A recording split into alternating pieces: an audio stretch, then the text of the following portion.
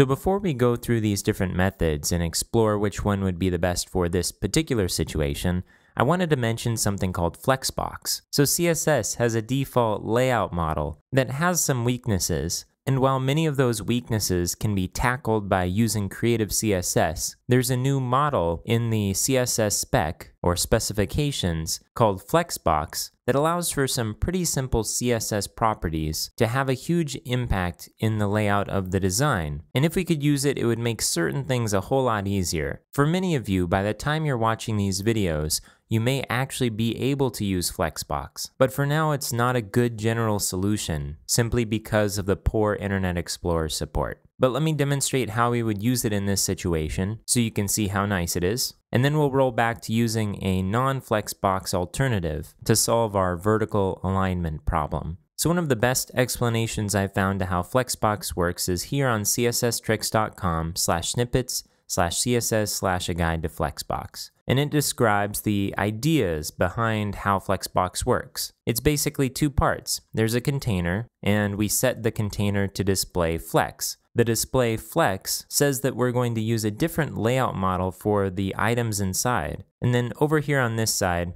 are properties for the children inside of that container. So the properties that we're interested in have to do with alignment, and vertical alignment in a Flexbox works really well. Now, Flexbox is a general solution to a lot of different problems, and so a lot of these properties won't necessarily make sense until you run into a problem that you can solve with Flexbox. In our case, what we're interested in is alignment. So I'm going to scroll down a little bit and look at the alignment here.